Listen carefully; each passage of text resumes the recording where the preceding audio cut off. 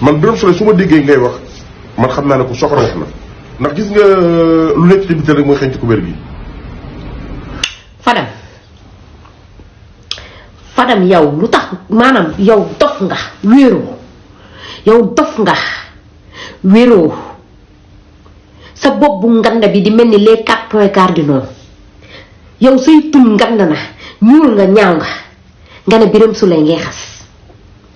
yow tu t'imagines est-ce que yow gis nga Birame Souleye gis sa bopp nga ne yow ci lu menace nga ne ko moom du fi yàgg yow est-ce que sa baay moo ko fi tegoon Birame Souleye ba moom daf fi yàgg wala du fi yàgg benn ñaareel bi nga ne Birame Souleye lu mu fi def 5 laa lay limal Birame Souleye lu mu fi def xam nga mooy lan ba jàngi jotee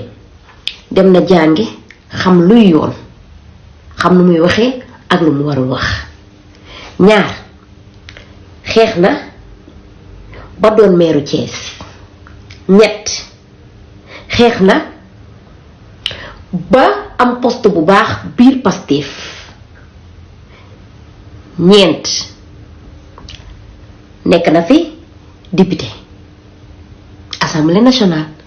juróom ba ñu xoolee compétence am boole loolu lépp xool moom mooy kan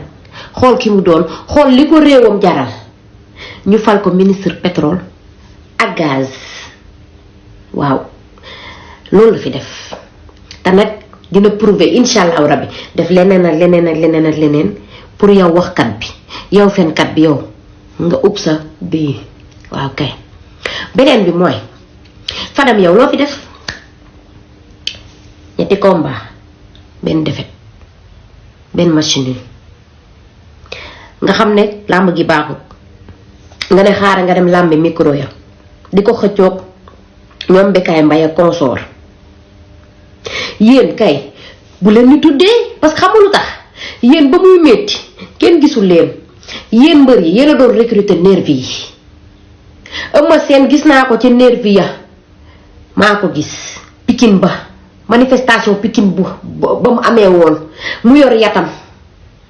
di dàqe manifestant yi waaw sol kilotam ensemble bu rose bu amut nee leen ma amut beneen bi tekkiwoo dara démb ak tey yow Fadam yow tojoo fenn kenn xamu la xam nga fan nga toj sa biir kër yow dangaa luye amoo kër yoroo xaalis say nelaw doyut toog muy dox nga doon def gasi toog muy dox jeex na ab bantax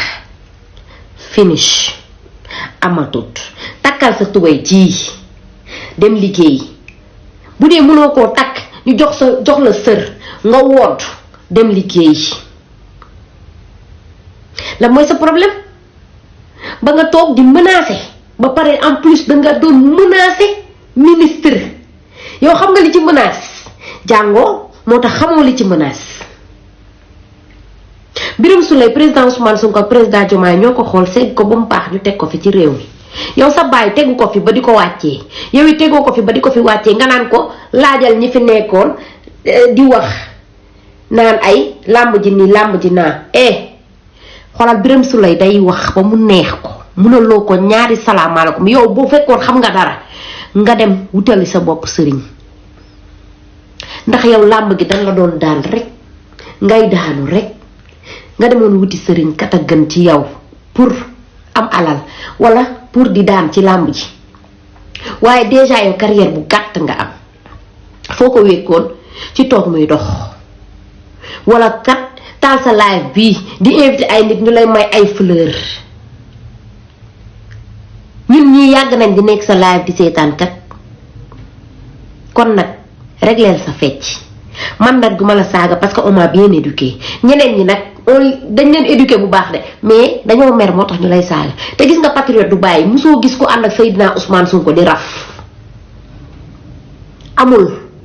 Seydina Ousmane Sonko amul ñu topp ci ginnaawam di tiit mbala ñuy raf amul Pastef amul ragal kon damaa bëgg nga ne tacc noppi nga mel ni bërigo bu taxaw yow lan mooy sa problème nga toog di xaste mel ni mbaamu àll yooyu noonu demal nga liggéeyi xoolal boo doyalul ñun duñu doyal yow boo reculé wul ñun duñu reculé tant que yaa ngi ñuy ruux ñun dañ lay gën a ruux ba mu sar yow yaay kan